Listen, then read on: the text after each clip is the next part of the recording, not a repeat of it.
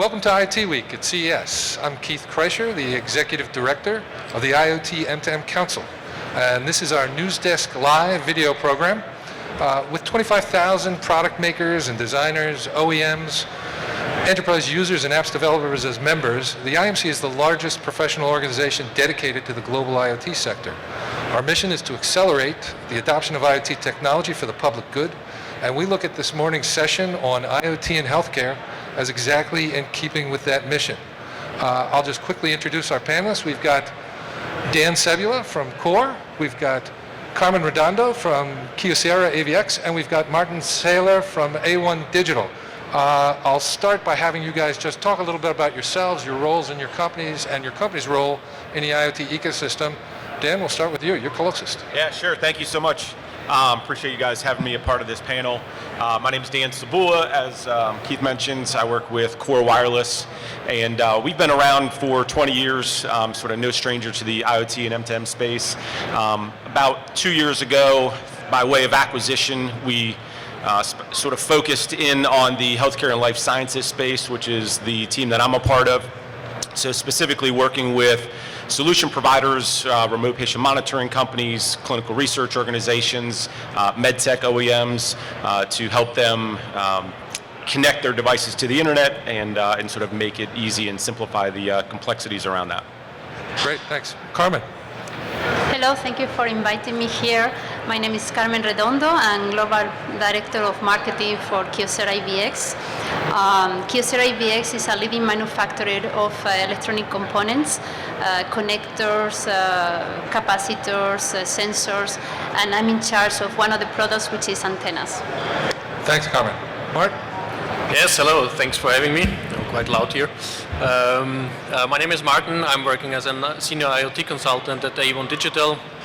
We are guiding our customers in the digital journey, at their digital transformation journey, and we are supporting them actually with full end-to-end solutions, which means we have devices, we have connectivity, we have the platform, we have also analytic services, and we are there to have the full solution for our customers and make them ready to use them then also for their end customers. Terrific stuff, guys. Going to start off with some general sort of topics about healthcare and sort of drill down as we go. So starting out, where do you as a group think that patient engagement has been most and to the greatest extent affected by IoT technology? And I'll start with you, Dan. Yeah, sure. Thank you. I think really the biggest area that we're seeing increased engagement around is just that continuous, the ability to sort of receive continuous monitoring. That allows patients to be more engaged. It allows doctors to be more engaged, proactive in providing care. And so, the more we can put the power of the ability to sort of keep track of your own health back into the patient's hand is where we're seeing that engagement. Right. Martin, a little bit of a sidestep on that same topic.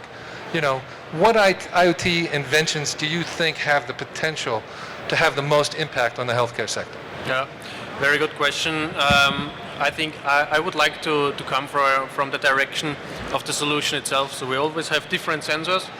We always have a connectivity layer. It could be different connectivity. It could be Bluetooth. It could be a mobile network. And you always need to have a platform where you can collect all this data.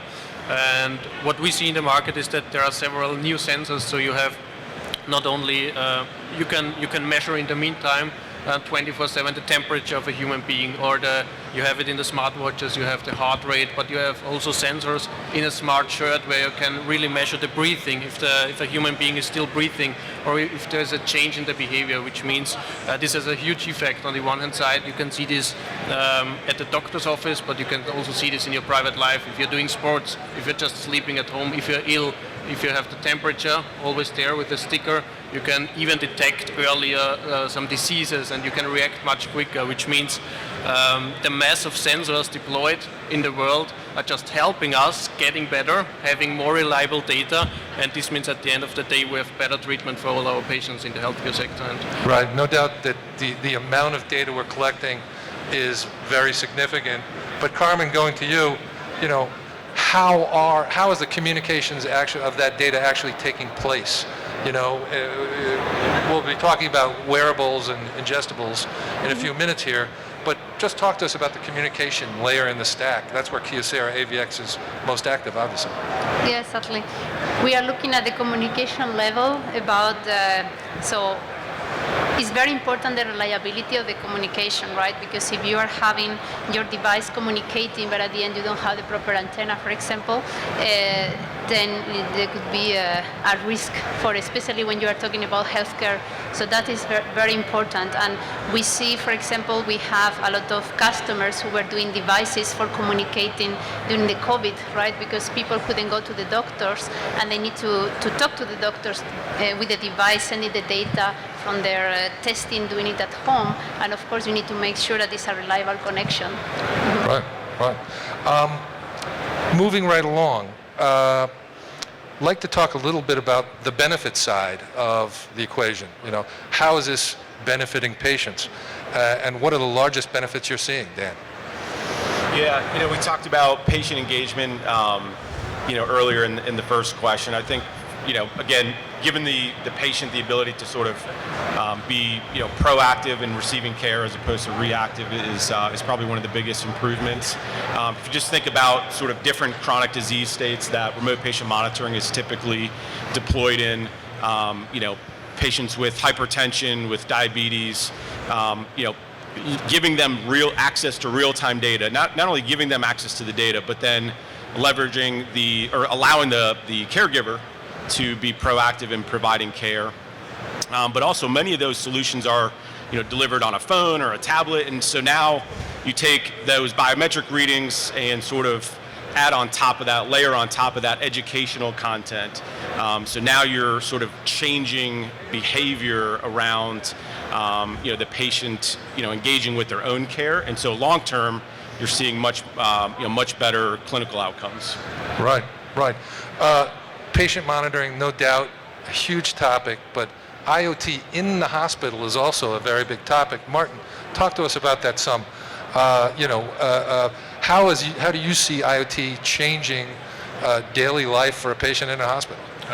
Actually, I would like to follow up also on your Sure. answer. I think it's very important if we have ongoing measurements, if we have more measurements, these are huge benefits for everybody. For instance, my girlfriend is a nurse, and they have sometimes they need to wake up patients in the night, and they do measurements and stuff like that, which means if you have just connected sensors on your smartwatch, some stickers, whatever, then you don't need to wake them up, and there we are exactly at the hospital already. Right. So you can connect on the one hand side the patient much better, which means you have all the live data. You can get the data out of it. You can put it in a digital system to the doctors, but you can also put it to the nurses that they react carefully and in the right way. But this is only one part. Another part, when we come more to the hospital itself, to run a hospital, you have a lot of assets. You have beds, you have wheelchairs, you have pumps, you have ventilators, whatever. And a big part is that you know where these assets are around.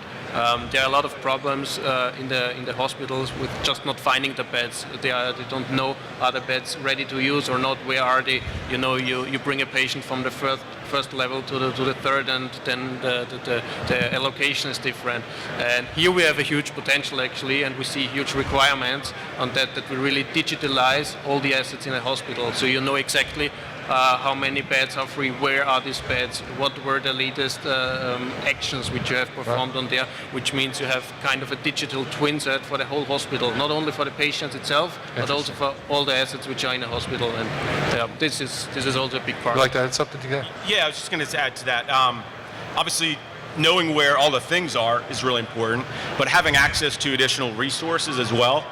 So, you know, one of the big things that we've seen with really the adoption of 5G private LTE networks is now you've got the ability to leverage specialist resources that, you know, may not be located at, you know, all of your hospitals, right? You don't have the ability to have those at every one of your facilities. So now you can engage with those healthcare specialists, no matter where they are in the world. You know, being able to use AI, artificial intelligence to engage with them, you know, anywhere they are with the patient, you know, from sort of their bedside. There's a lot going on, no doubt. Yeah. No doubt. But we're at CES, and CES is all about cutting edge technology and cutting edge in healthcare. when it comes to IoT is all about ingestibles and wearables, delivering data from a mobile patient. Carmen, I know KYOCERA AVX is very active in that area. Talk to us about that. What are the challenges involved in outfitting those cutting-edge technologies? Yeah, well, the biggest challenge is the human body, because most all the wearables are close to the body. The ingestibles, of course, it goes inside the body. And when you are talking about healthcare, you need to have this reliability. It's not the same to have a sport watch when you are running and suddenly it doesn't connect. It's not as important as you are wearing a wearable, which is transmitting data from your health, right? If you have a heart attack, you want to make sure that the doctor or the hospital is receiving this data, not like, it's loading and you are in an area where you don't have coverage, right? So this is very, very important to What are the challenges that sounds like a challenge that's already been met. What are the challenges in front of us when it comes to antenna technology? So with the 5G, it's now more implemented. As you see, there will be more and more actions in the hospitals that will be remote. So the low latency is very important, because you are doing a surgery, for example, and you don't have the real data, it can be something very critical. So reliability, you need to have low latency, and the most important, as a general comment, is the awareness of our customers, because some customers don't realize about the importance of this topic. They think it's something like consumer electronics of other IoT devices, and this is quite critical to have in mind. Can you give us an example or two of antenna technology being deployed then? So, for example, for the injectables, we use some technologies called LDS, which is laser direct structuring, where we have directly the antenna implemented in the plastic. So that means that when you ingestible, so you make sure that antenna is there. There's not going to be any issues during the process, because we have a lot of products that we have in production where it goes through it and you send data from inside the body. So it's very important to have this reliability, not only in the connection but also in the manufacturing. Right. Great to talk about the cutting edge technology, but another issue facing the healthcare industry as it pertains to IoT is patient privacy. So, Dan, talk to us a little bit about patient privacy. What's being done to address that? Yeah, I think in general, if you look at IoT, whether it's healthcare or any application, security needs to be sort of foundational to the solution. From a hardware perspective, that's something that we take very seriously. We work with our customers from a development perspective. On the connectivity and sort of enablement side, we do that as well. So, whether that's running that traffic over a VPN, whether it's leveraging IoT safe, so taking the actual SIM card itself, leveraging the secure element of that to basically store your credentials to engage with a cloud platform like AWS. We've also built a connected health telemetry solution, which is really like a suite of enablement tools that allows RPM providers and clinical research organizations to scale. And so that solution itself as well fully encrypts data from the edge device, from those sensors all the way to the cloud as well. So certainly we work with our customers to make sure that they're implementing security, but then we're adding additional layers on top of that to protect patient privacy. Right. Martin, talk to us. I know A1 Digital also has something to say about security. So talk to us about how IoT is affecting communications between doctors and patients as it pertains to security. Yeah. There was so many truth already in that, and I think we all, as we are sitting here as representatives of technological companies, we have the responsibility to make the system secure and to give trust to the end customers, to the patients, that they're really using the systems. And especially when it comes then also to the communication channel between the patients and between the doctors, it's very important that we meet all that requirements. And here we can see also a lot has changed actually in the past. So nowadays we have some very easy to use devices also for older people. They can just call for help, they can just call the doctor. Especially during the corona times, we saw that it's very important that not everybody is always in the doctor's office, but instead they have other communication channels as well. So it's not only about the sensors taking really the data, but it's also about the communication itself. So we support also companies in that matter, that there are ongoing communication channels, that you have really a live one-to-one session, and you can, in the best case, you can directly, the doctor can get all your parameters, so you have a similar treatment, although you are at home, and this is in a secure manner, and the data is stored in a secured cloud. Yeah. Great stuff. Great stuff. Hey, I'm going to wind us down here and just give each of you a chance to talk to us about what you think is the most important implication of IoT in healthcare. I'll start with you, Carmen. Well, as I was mentioning in the panel, yeah, I think the reliability of the connectivity is the most important to have in mind. And how is that being addressed?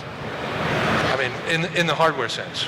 In the hardware sense, so we are doing a lot of testing. I think it's very important that we work with our customer to make all the validations. You know, especially medical is a bit longer testing than the normal consumer electronics, and yeah, to have the certifications and everything in place to make sure it works properly. Right. So product verification, so to speak. Martin, talk to us about A1 and what you guys are doing, and what do you see as the most important thing out there? The most important thing from my point of view is that the IoT solution contains the right stack, that it's working not only in one area, but it's working in various areas so that you can also scale your products. And it's very important that it's easy to use, because customers would like to have products, they are easy to use, they should just simply work, no matter which sensors you are talking about. And there are a lot of sensors, there are even a lot of actors already, which can then proactively treat you. So if you sense a kind of a disease, then you can directly take measures. And the key is that it's easy to use and that it's working, and this is why we are there for it. Great, great. And Dan, core, obviously, connectivity is where you guys live. Yeah, certainly from a technology perspective, whether it's connectivity, hardware, services, those are all key elements. But, frankly, to me, the biggest piece around the success of healthcare really is evident in sort of what we saw happen during the pandemic. We don't have the existing infrastructure to support the current aging population. So we have to find technology that's deployed in the home where the patients are in order to deliver care. All of the stuff that we're talking about, typically, those are not core competencies of our customers. They're not SIM experts, they're not antenna experts, they're not logistics experts, and so it's us as experts, it's imperative that we provide them the tools, the solutions. We sort of talk about it at Core, eliminate the complexities of deploying an IoT solution, whether that's in healthcare or not. And so we have to do that in order to ensure that they can, be experts at delivering and improving clinical outcomes. Terrific, terrific. Hey, 3 companies that are promoting IoT technology for the public good: A1 Digital, KYOCERA AVX, Core. Thank you, Martin, Yeah, thank Carmen, you. and Dan. Thanks, guys. Thank you. Terrific stuff. Thank you very much.